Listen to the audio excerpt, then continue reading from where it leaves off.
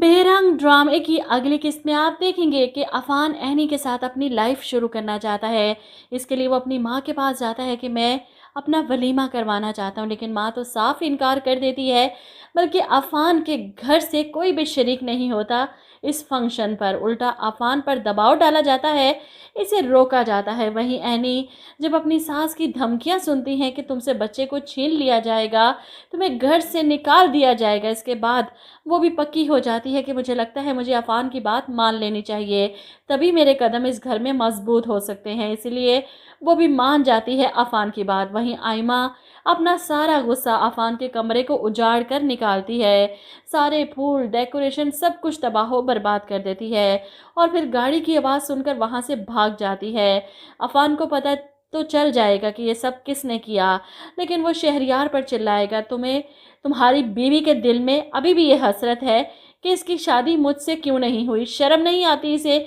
शहरयार बदगुमान होगा आइमा से कि तुमने ये सब क्यों किया। वहीं अफान अपनी माँ से झगड़ता है कि ये घर मेरा है और मैं इसे छोड़कर कहीं नहीं जाऊंगा। मैं जानता हूँ कि आप भी मुझे यहाँ से नहीं निकाल सकती। क्या कहेंगे अपने ख़ानदान वालों को, सोसाइटी वालों को कि आपके मरहूम बेटे की बेवा से शादी की इसलिए आपने घर से निकाल दिया।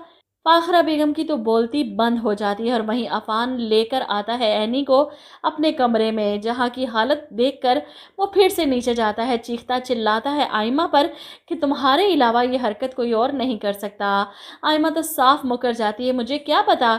ऐसे में शहरयार आइमा के सामने खड़ा कि खबरदार मेरी बीवी से ऐसे बात की तो। फाखरा बेगम तो तंग आ चुकी हैं, एक बहन को तो निकाल दिया घर से, अब दूसरी को निकालना इनके लिए मुश्किल हो गया है क्योंकि अफान इनकी मुट्ठी में नहीं, इसीलिए इसे आग करने की धमकी भी असर नहीं कर रही और ना ही घर से निकालने की।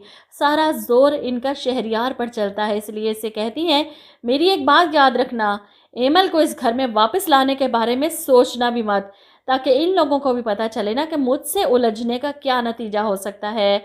इस औरत का अंजाम मुझे परेशान कर रहा है कि क्या बनेगा इसका। जो कुछ ये इस ड्रामे में कर रही है इसको माफ़ी तो मिल ही नहीं सकती आखिर में।